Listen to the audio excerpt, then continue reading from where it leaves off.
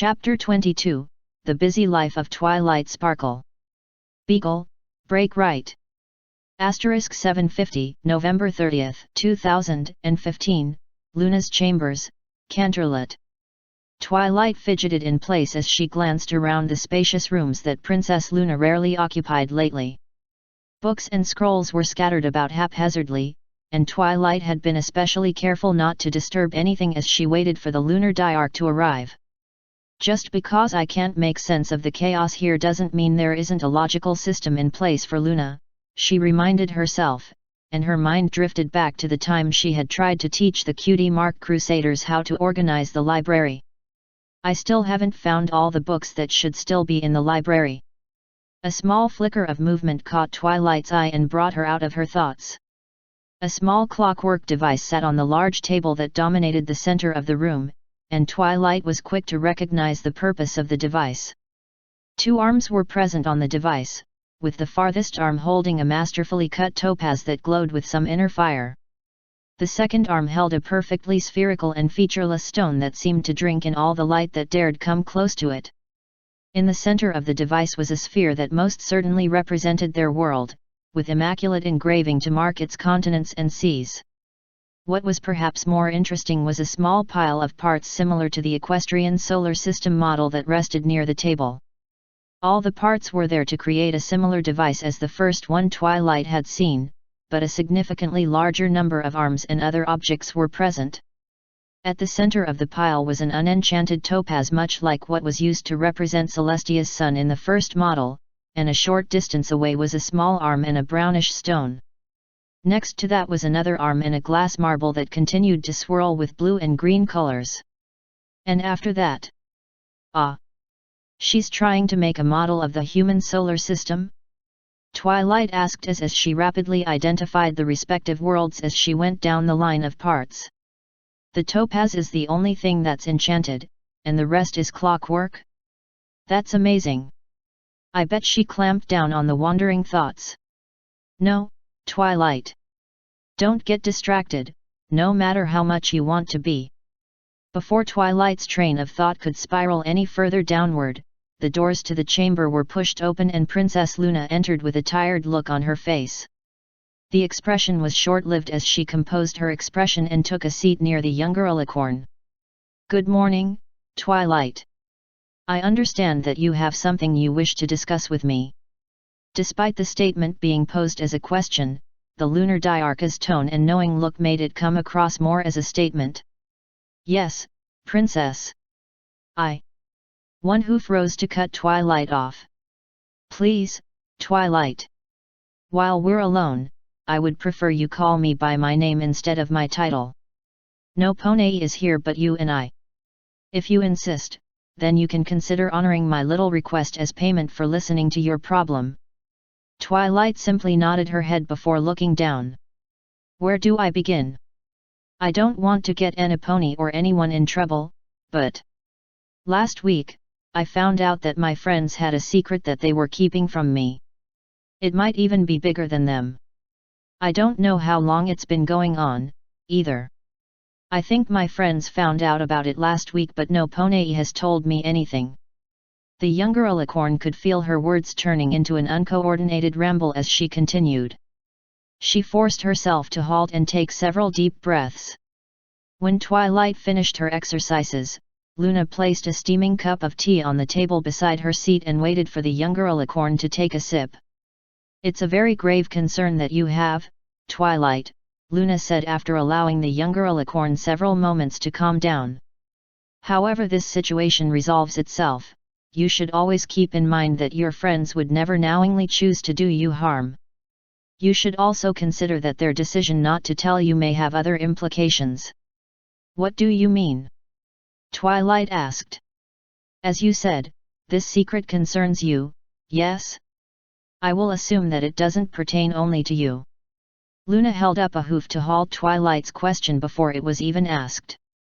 Is it possible, perhaps, that they have not directly told you this secret because it was shared to them by this other party on condition that they don't discuss it? Perhaps this other individual is approaching your friends as a way of indirectly approaching you on the subject.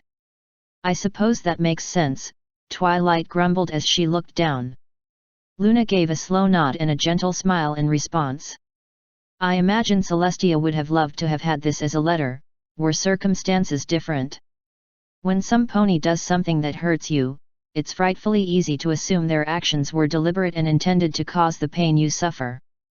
I will not try and argue that there are some that harm others deliberately, but it's just as likely that their actions were unintentional and not meant to have the effect that they did. Have you spoken with your friends about this? Twilight couldn't do more than look down at the marble floor. No. Not yet. I keep trying to, but she trailed off, and her voice refused to comply with her thoughts. It just feels like everything is coming undone and everyone is keeping secrets. The humans used my magic I gave them to create their golems, and Celestia knows what else, and I don't want to think about what Chrysalis tries to do to Matt when they're alone. It's been almost a week and none of my friends has said anything to me about this. I can see the turmoil in you, Twilight, and I've seen it in your dreams as well, Luna said as she studied the younger alicorn's face. After a moment, her gaze fell to the floor as well. I must admit that I know the nature of the secret to which you refer, and the individual involved. What? Twilight blurted out, and the teacup nearly toppled from her telekinetic grasp. How many have known about this? Was I the last to know? Calm yourself, Twilight. I only discovered this secret recently, and I spoke with the individual in question. I believe it was my conversation with him that prompted his decision to approach your friends, Luna said. I apologize for not sharing this with you, and it isn't my place to say any more. I would recommend that you speak with all of your friends today, as they will be able to provide a great deal of insight into this incident that I cannot. Will you do this for me, please? Yes, Princess, Twilight said quietly, and Luna winced at the mention of her title instead of her name. I hope that when the truth is revealed, you will forgive me for my part in this. Just remember that there are more sides to every issue than the one that you see it from, Twilight, Luna said, before walking towards the doorway. Please send my regards to the High Talon when you meet with him, okay? 9 o'clock, November 30, 2015, Grufos Refugee Compound, Canterlot. Twilight was escorted from the outer perimeter of the Griffin Enclave by a pair of hawk-eyed sentries, and dozens of armed soldiers could be seen keeping watch from the rooftops or maintaining checkpoints on the street level. Everyone, from pony vendors delivering food and other supplies, to other refugees in the compound, to Twilight herself, were stopped at every checkpoint before giving approval to proceed. They take their security seriously, not that I blame them, Twilight thought as her Griffin escorts led the way into a larger structure that was positively teeming with the avian people and their children. If the aliens are using pony lookalikes and invisible monsters, I would make sure every pony was just as on guard. I suppose if they don't have magic to detect such things, then they have to make up for it with additional wings in the air, so to speak. The young alicorn's attention was brought back on track when a massive griffin stepped into their path to block them. One of her escorts stepped forward and whispered quickly to the larger griffin. It looked up from the smaller griffin, and Twilight found herself staring into the pitch-black eye sockets of its featureless helmet. The moment stretched on uncomfortably before it responded with a head tilt and began to walk further down the corridor. The Myrmidon will take you to the High Talon, Princess, her escort said with a polite bow before leaving Twilight to catch up to the armored griffin. The only thing that passed between the two was the click of the Myrmidon's metal talons and the rattle of the absurd number of weapons that adorned his body. A new sound eventually joined, then overpowered those that came from the Myrmidon. Laughter and shouts that could only come from the Cutie Mark Crusaders filled the corridors, as well as two voices that they had first heard only recently. The first of these voices was that of the young High Talon, barking orders that were punctuated with clipped laughter.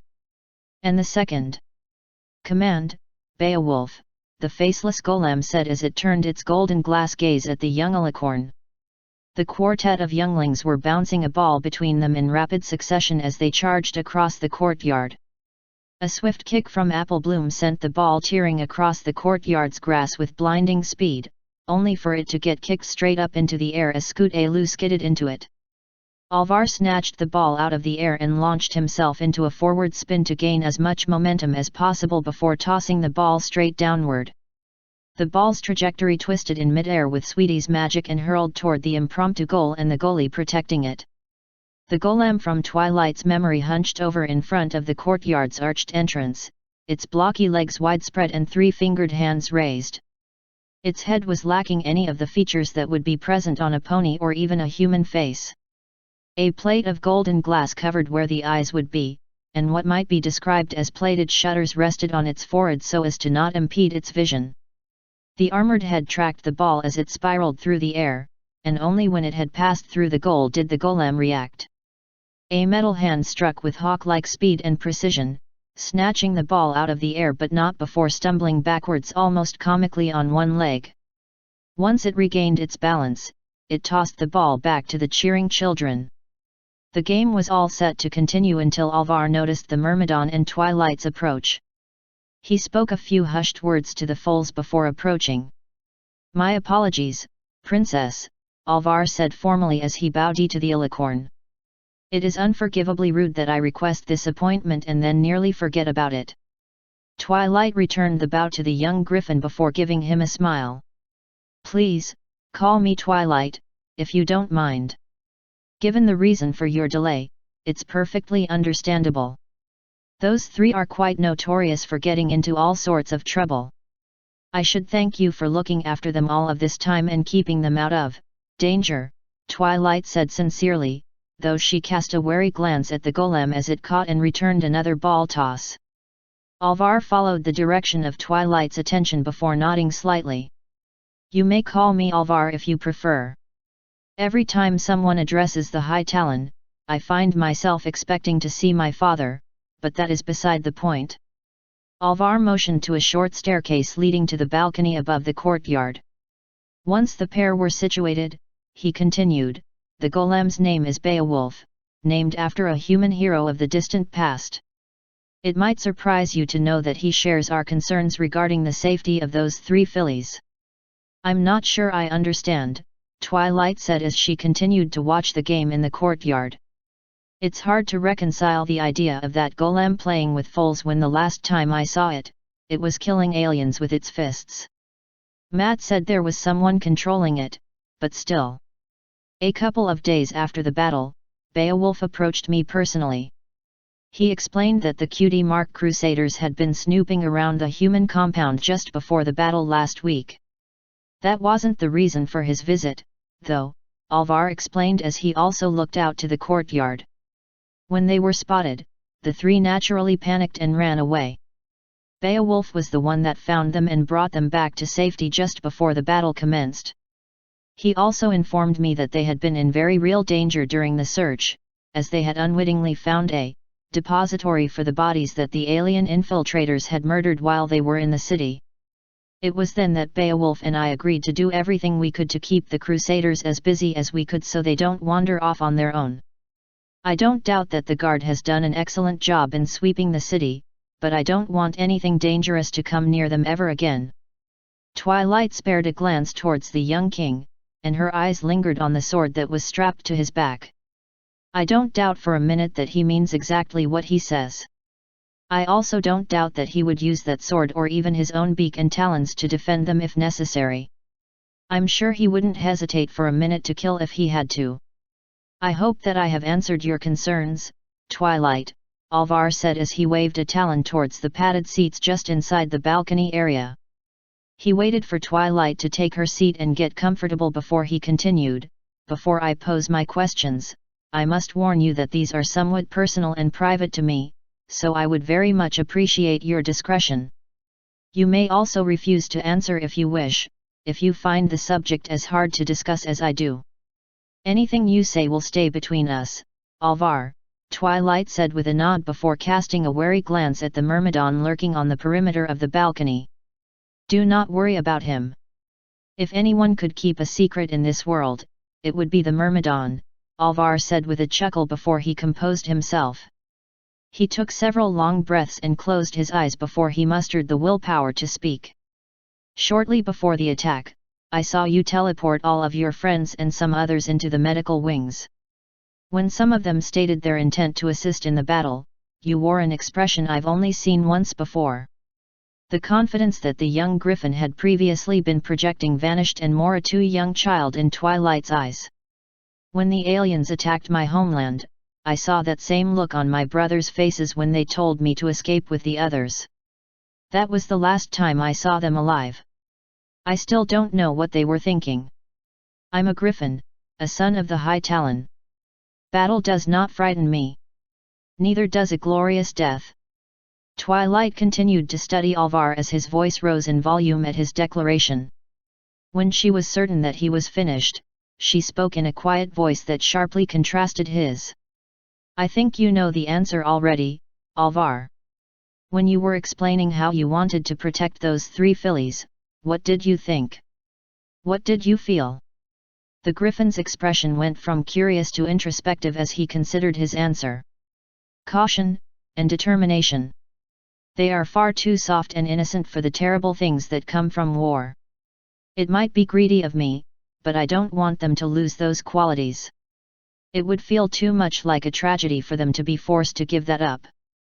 Twilight nodded before posing her next question. I'm sure if it came to it, they wouldn't hesitate to help any way they could if another attack occurred. No, absolutely not. Alvar snapped, his face a study in shock as he stared at Twilight. These monsters aren't like anything in the little games they play. I would sooner die than allow them to put themselves in danger. And I'm certain that's exactly what your brothers were thinking the last time you saw them, Alvar, Twilight added sadly. The young griffin's eyes widened as the logic all fell into place. More than once he attempted to speak, but his words failed him and he remained silent. The pair watched the fillies play their ball game in silence for several moments before Twilight spoke again. You had mentioned that there were other questions that you had, right? Yes, I do. Since I became High Talon, all of the griffins have been treating me differently. It's expected that the rank and file would alter their behavior, since it was almost unthinkable that I would be the one to take this position. Alvar paused and seemed to struggle over his words. My friends, my clutch mates that I've grown up with and trained with all treat me as the High Talon. They don't treat me like Alvar. Your friends still treat you like a friend and not a ruler, Twilight. I don't know how to get my friends to treat me the way they used to. For all the responsibility that has fallen to him, Alvar is still a child at heart, Twilight thought as she watched the young griffin remain in his regal pose despite his uncertain expression. He's done well despite the pressure, but he wants some part of his old life to remain the same. I can't exactly blame him. I'm not so certain I can help with that, but that doesn't mean there isn't a way to work things out with them. If you don't mind me asking, did your father have any close friends? Just the Talons that served with him. And they're all dead. Smooth move. How was your father treated by his subjects? Twilight asked in an attempt to keep from dwelling on the more morbid details. With respect. He was always addressed by title and all of his decrees were carried out to the letter for the good of the Empire. The explanation started out strong but quickly dwindled as Alvar reached the end. That's how they're treating me now, too. With respect, like a subject treats the High Talon. I don't want that from my friends. I won't argue that it's not a position that's worthy of that respect. It almost sounds like a cultural expectation, Twilight observed. When Alvar responded with a skeptical glance, she continued. The way you described your father sounded lonely. He earned the respect he got, but it separated him from the majority of his people. It might be hard, but you should stay in contact with your old friends. They're still very young, and they might not realize that they're hurting you by treating you the way they think they should. Once they grow a bit older, they'll realize that you're still the same griffin they knew, despite the fancy title. Until then, you've got to keep trying. Alvar mulled over the alicorn's words. Thank you for your advice, Twilight. It seems that the one thing I'm reminded of every day is that there is so much I don't know. It's Disconcerting. Twilight's response was a reassuring smile. Star Swirl said it was the mark of the wise to know when you don't know everything, and the mark of the fool to claim to know everything. I've been blessed with the opportunity to learn about friendship over the past few years, so I'm happy to share what I've learned. Maintaining a relationship is just like maintaining a skill or a muscle. It takes hard work and determination to make it work. If you neglect it, it will weaken and it might fail you when it's needed most. An apt analogy, Alvar nodded, before hesitating over his words. I must admit to having less experience than you in most things, but if you have any need of me or my people, all you have to do is watch out. Through either skill or pure luck, the ball from the Crusaders' game launched over the balcony railing with an impressive amount of speed, ricocheted off of the doorframe, and flew straight at Alvar. The young griffin had just enough time to let out a squawk in surprise before it knocked him off of his seat. One talon rose triumphantly with the ball securely in its grasp as Alvar shouted, "Girls! How many times are you going to do that and claim it's an accident afterward?" Twilight had to stifle a giggle when she heard all three of the Crusaders laughing from the lower level. When Alvar cast the Alicorn an apologetic look, she waved a hoof and he descended to join them in their game. I may have to take you up on your offer to talk, but not today. I've got to go see another friend, Twilight said to herself as she was escorted out of the compound. Asterisk 1230, November 30, 2015, Junk Wall, outskirts of Canterlot. The day immediately following the Second Battle of Canterlot had revealed a massive number of ships that were destroyed and unceremoniously dumped by Shining Armor's barrier shield around the base of the Canterlot mountain.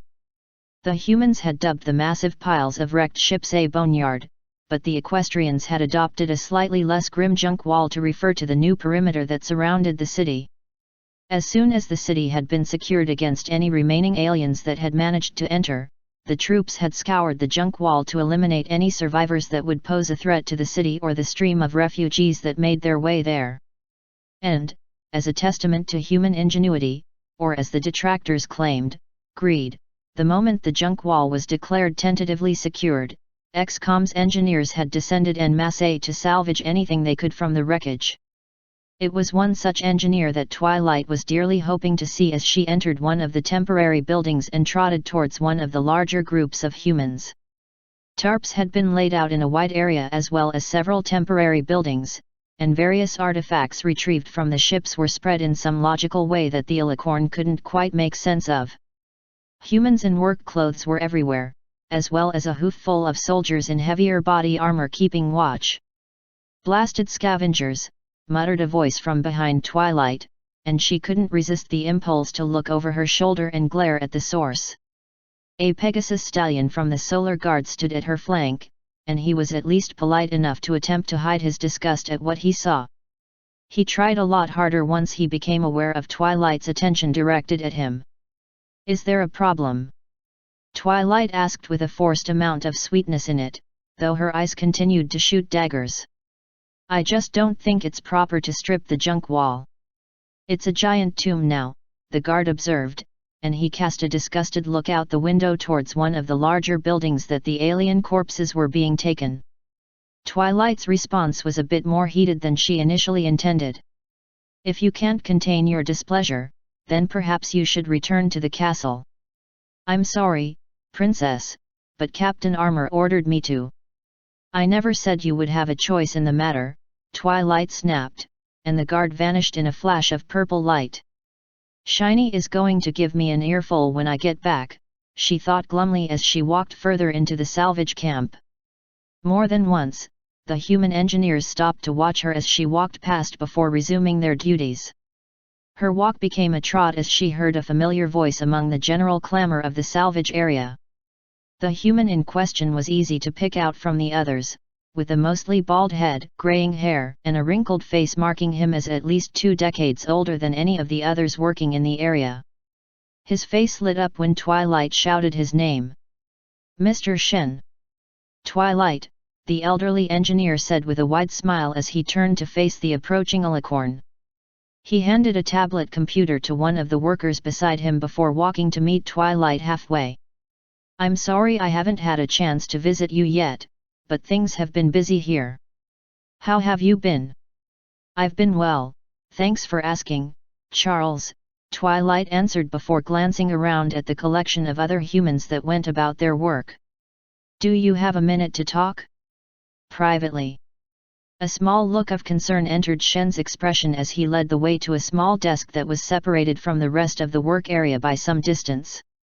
I'm sorry, but I'm afraid this is the best I can manage at this point. I didn't want to mention it earlier, but you seem tired, Twilight. I imagine it must be a bit stressful, being a princess now. It was a bit of a shock, but everyone's been really supportive, Twilight explained as she looked back and extended one of her wings. My brother wants me buried in guards if I leave the castle, which is more than a little aggravating. I suppose I should ask Cadance how she deals with his smothering overprotectiveness. Shen smiled as he listened before chuckling. It's one of the pitfalls of having family that cares. Cadance is your sister-in-law, right? When Twilight nodded but didn't say anything else, Shen took his seat at the desk and gave the alicorn a long look. I appreciate the chance to talk as much as the next person, but my instincts are telling me that you came here for more than that. Am I right? Twilight nodded again, and she chewed her lip before working up the courage to finally speak again. After several false starts and aborted words, she said, when I was on Earth, you showed me some of the things you had made using the information I had given you. I remember, Shen nodded. There were some armor systems, and the EA generator that wasn't everything, was it? The good cheer in the human's eyes slowly faded, and he sagged in his chair. No, it was not, Shen admitted. You, of any of your kind, should be aware of how creative humanity can be if we have to be. What you taught us has opened up entirely new fields of study on how the world works and how we can fight the aliens. The survival of our species might justify what we've done in the long run, but I feel personally responsible for abusing our friendship by not telling you about everything we had made. Twilight's head sank as her fears were confirmed. No matter how indirect it is, it's more blood on my hooves. I gave them everything they needed to make all their weapons and armor because Lana getting hurt scared me. An idea struck the alicorn and sent her for a loop. But, if I hadn't given them this information, more humans might have been killed. Matt wouldn't have been hurt, but Lana wouldn't be whole without the arm I designed for her. Which was the right choice, and which was the wrong one? Do you regret it, now that you know the truth? Shen asked gently, but the question struck Twilight like a physical blow. No. No, I don't, Twilight said finally, her gaze locked on the floor. I did what I did to help Lana and the rest of my friends on Earth. I can't ever regret helping someone who needs it. I wish the aliens would just go away. I don't want there to be any more killing, but I don't want my friends to get hurt anymore. You're not the only one, Twilight, Shen said as he knelt beside her and gave her a reassuring pat on the shoulder. That simple contact was like a breaking dam for Twilight, and the elderly engineer quickly found himself wrapped up in a tight hug. You're not the only one, he repeated as he returned the embrace. The two eventually separated, with Twilight feeling much better despite all of the uncomfortable questions that the conversation had brought up. I guess I didn't really need to be told about all of that. I just needed to hear it from him, Twilight thought as she looked up to the engineer. Shen had begun walking out of the salvage area with Twilight immediately behind, only to nearly run into Matt and Lana. Both of the new arrivals were clad in heavy armor, and both held their helmets to one side and their weapons on the other. All of the ships have been cleared out to the third marker, so you should be able to begin salvage operations, Matt reported professionally before his gaze fell to Twilight and he smiled. I should have known you'd end up here eventually, Twily. Shen's been up to his eyeballs in salvage, but he did have plans to come visit you as soon as he could. I should probably get going, Lana said with a not quite apologetic smile and a glance at Matt. Matt's expression was eerily similar in return. You probably should. I think I saw firecrackers somewhere outside, and she's looking for you." A curious series of emotions raced their way across Lana's face before she forced a smile and marched out of the room. She was nearly knocked over when the door flew open and Shining Armor galloped over to the humans gathered around Twilight. Did he run all the way here because I teleported my guard back to the castle?" Twilight asked herself with equal parts affection and annoyance. "Shiny. Oh, hello Twilight," Shining Armor said between gasps, as though he was seeing her for the first time. His attention shifted back to Matt as soon as he caught his breath. "I came here to warn you, Matt. I was reviewing the new officer listings within the Solar Guard and found a name I didn't expect. If he has re-enlisted, then..." "Good afternoon, Captains, Princess," a new voice greeted from the entrance to the area. The voice's owner was a unicorn stallion with a dark blue coat and mane, and while his cutie mark was hidden under his armor, Twilight had absolutely no trouble recognizing her father. "I'm Captain Nightlight, formerly with the reserves but recently reactivated." His amber gaze addressed each of the room's occupants that weren't already working before finally settling on Shining Armor. "Captain, you seem to be out of breath. Was there some sort of emergency?" "Oh, Shining stuttered before shooting a glance at Twilight. "Princess Twilight seems to have misplaced her guard escort while outside the castle, and I thought it would be best to keep her company until she returned." "Is that so?" Nightlight asked, casting a skeptical glance at his two children before walking to stand before Matt. "I believe this is our first time meeting, Captain Harris. I wanted to personally thank you for all of your work here so far, and for what you did on Earth. I know Twilight can be a lot to manage, but I'm glad to hear my daughter was able to make such a good friend while she was away." More than a little anxiety began to eat away at Twilight's composure, and she was sorely tempted to teleport Matt, Nightlight, or herself away from this disaster in the making. Throughout the entire exchange, Matt had watched with polite interest. He had maintained his cool composure when the conversation had shifted directly to him, though the slight widening of his eyes betrayed some surprise when Nightlight revealed his connection to the others in the room. "It's a pleasure to meet you, sir." When she was on Earth, she always talked about how much her family meant to her, Matt said with a winning smile. A laugh erupted from Nightlight as he turned to leave the salvage area. "You're a terrible liar, Captain. I like that about you." It took her 2 years and a wedding invitation for her to tell her friends that she had a brother.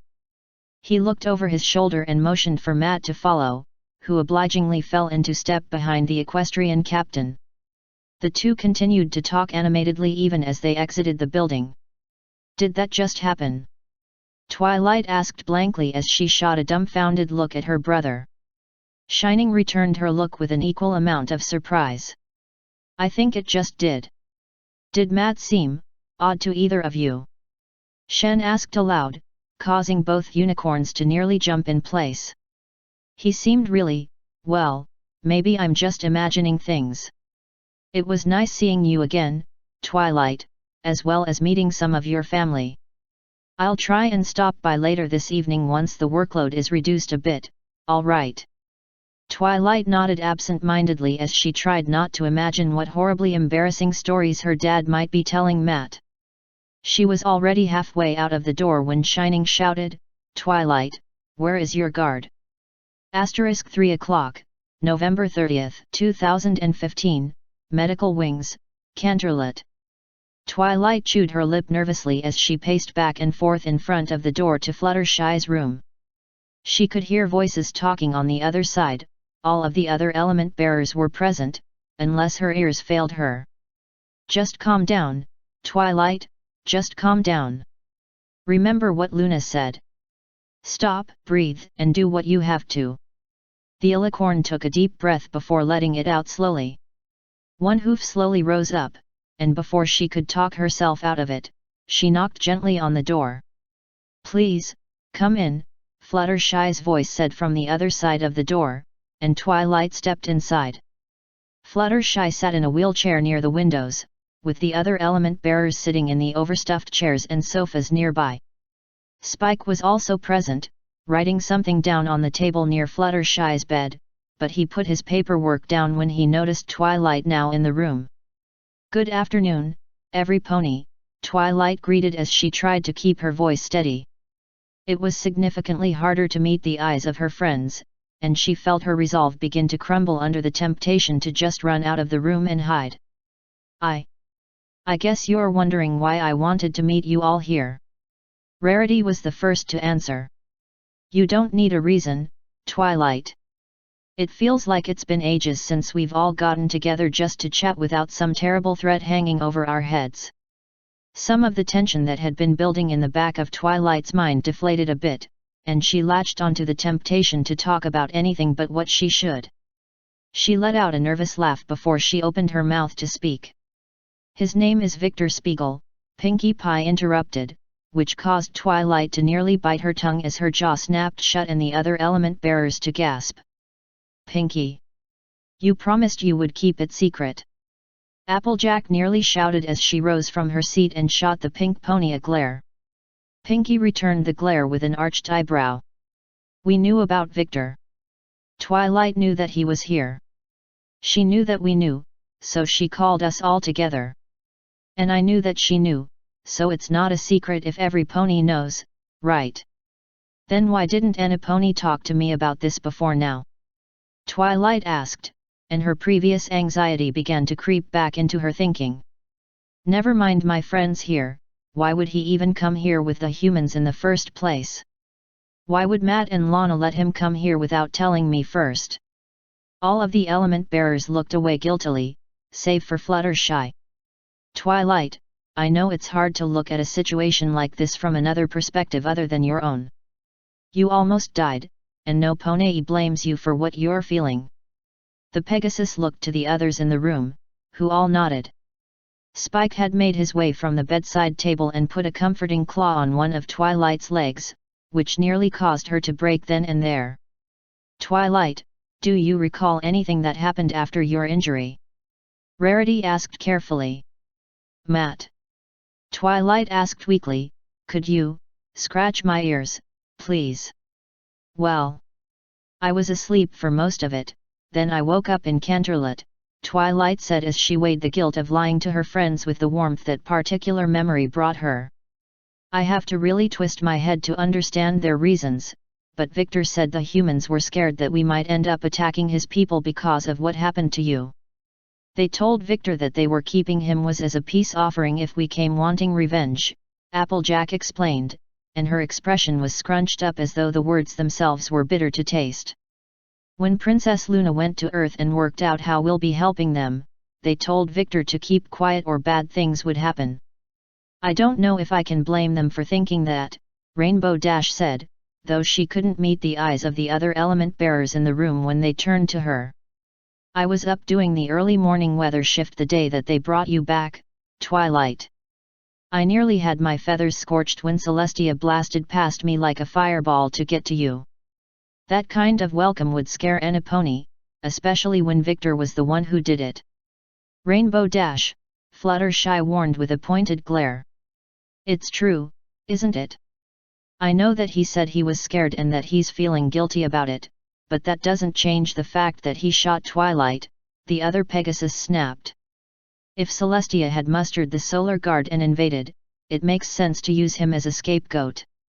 Fluttershy's harsh look only intensified. "Rainbow Dash. I'm not saying it's right. I'm not saying I like that choice or agree with it." Dash shouted back. "Girls," the shout brought the budding argument to a grinding halt, and all eyes turned to the unlikely source of the interruption. "I could be wrong, but something tells me that this is an argument you've already had," Spike said as he looked at each of the mares before turning back to Twilight. "Before you start arguing again, I think you owe Twilight an explanation for why you didn't tell her."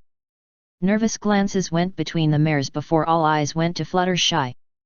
She took a deep breath and let it out slowly before she explained, "Victor has spent a great deal of time visiting me after I was hurt.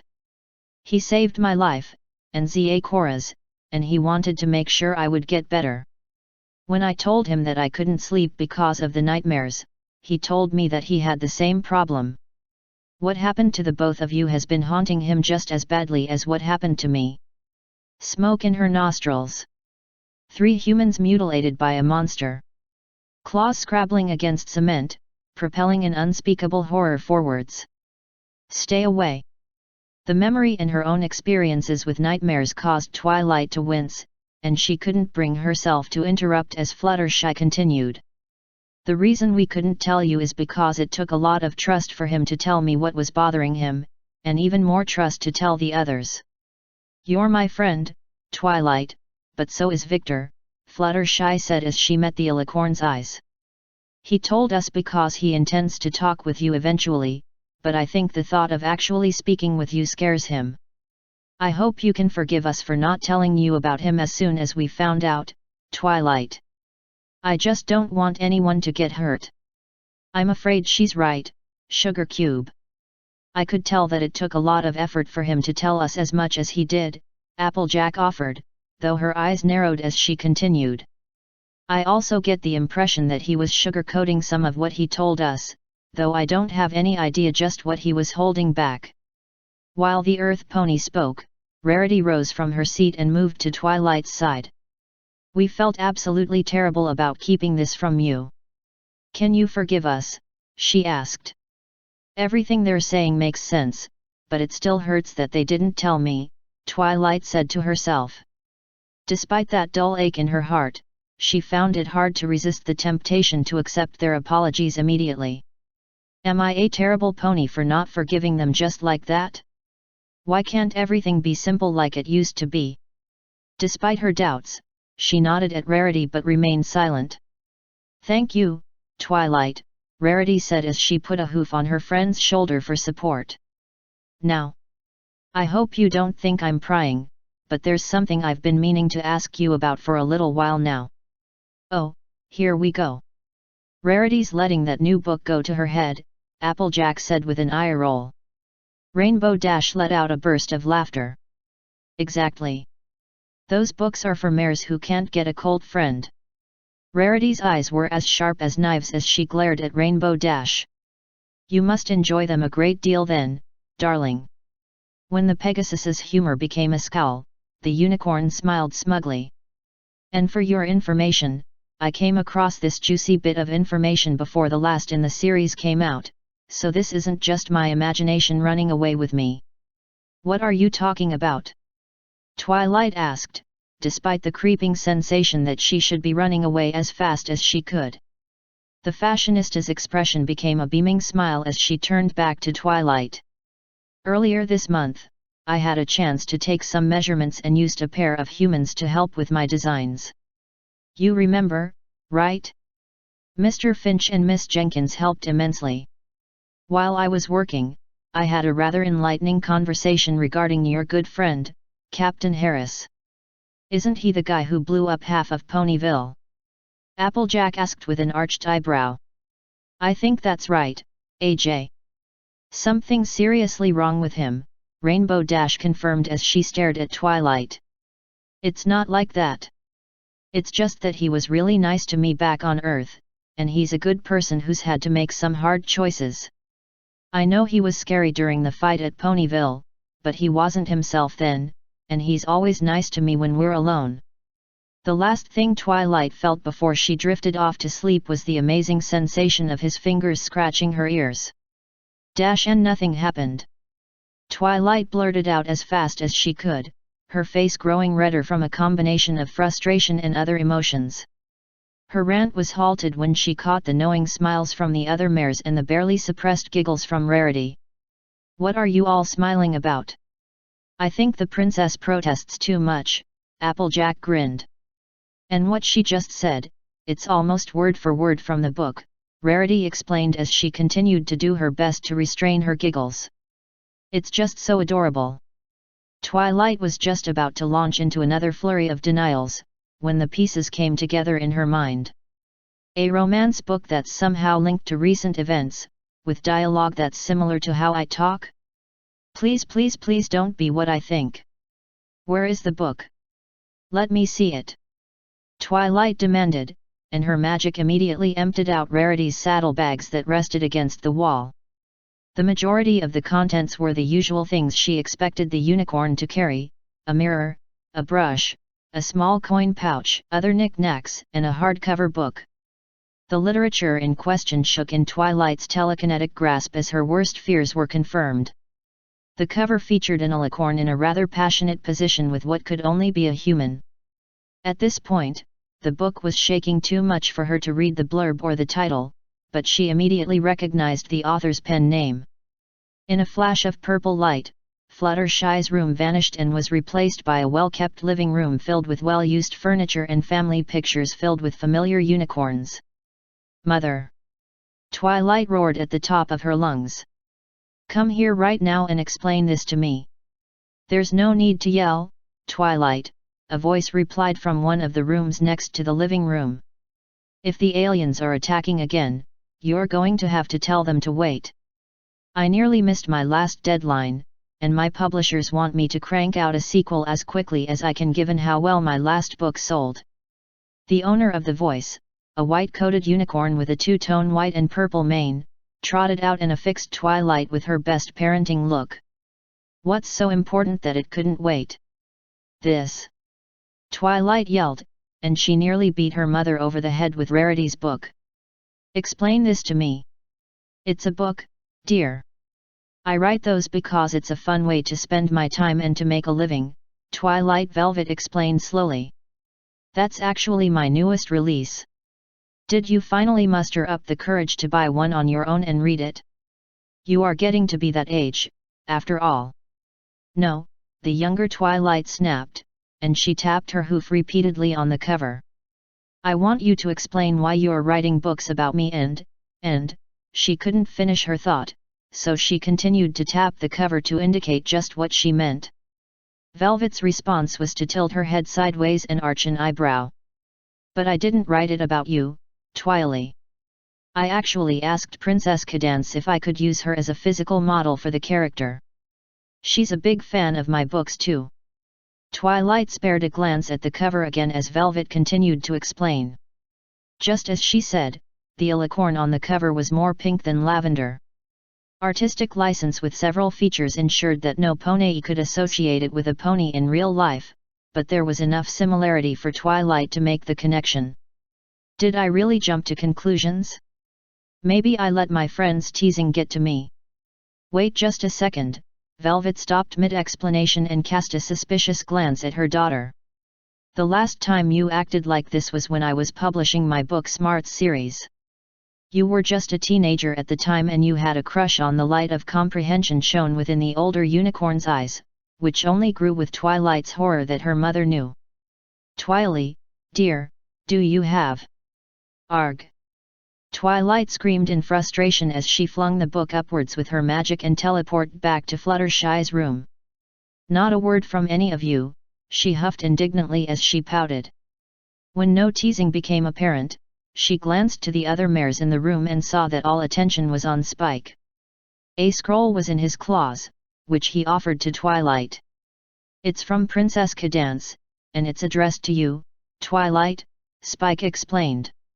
"I swear, Cadance, if you're sending me a letter to tease me, you will rue the day," Twilight thought as she flattened out the scroll and began to read. "Twilight, I don't have a lot of time, but I wanted to apologize for what this letter is going to do to you. If I had any other choice, I would have taken it, if for no other reason than to spare you from having to be the first to hear this. The train tracks leading to the Crystal Empire were destroyed some distance from Canterlot, forcing myself and my retinue to continue on hoof. I suspect that was the aliens' plan, as this left us isolated and unable to adequately defend ourselves when they attacked. We've met with several other crystal ponies, who all tell of widespread attacks in the Crystal Empire. A centaur has been leading their efforts to hunt us down, and I dare not face him directly. He somehow possesses the ability to steal magical capacity, and far too many of my guards have been left weakened and powerless. It is absolutely imperative that you tell Princess Luna in shining armor about this threat, as he will be unstoppable if he is allowed to rampage with the aliens' permission. I had thought to play the decoy to allow my little ponies to escape to safety, but I fear that I have underestimated this centaur and his allies. I'm afraid I only have the time to write this letter due to the nature of my hiding place, though not for much longer. Even now, I can hear their approach, and it's only a matter of minutes at best before they reach me. I struggle to write these words, but by the time you finish this letter, I will likely be dead. I know how much you care for me, Twilight, so I know how hard this will be for you to take. Please find comfort with your friends or that mysterious human that you and Shining never told me about. Mourn my passing, but don't let my absence harden your heart and turn you into an angry and bitter mare. And please tell Shiny that he was the best thing that ever happened to me. I don't regret knowing him for a single moment, and I cherish his love more than anything in this world. Please don't let me be the last mare he loves, Twilight. I don't want him to spend the rest of his life lamenting what was lost. Maybe you could get him to talk to that human named Fujikawa, once everything is settled down? I think it would be healthy for him to have someone he can talk to professionally. I'm so sorry that you're the one who has to get this letter, but I know you'll do what's necessary. Goodbye, Twily. Twilight, what's wrong? The shout tore the alicorn's teary eyes from the letter to the worried faces of her friends, then to Spike. The dragonling brought one claw up to his mouth and belched a massive gout of fire, only for the flames to deposit a large object in his grasp and vanish almost as quickly as they appeared. Twilight, why is this here? Spike asked quietly as he looked down at the crystal heart.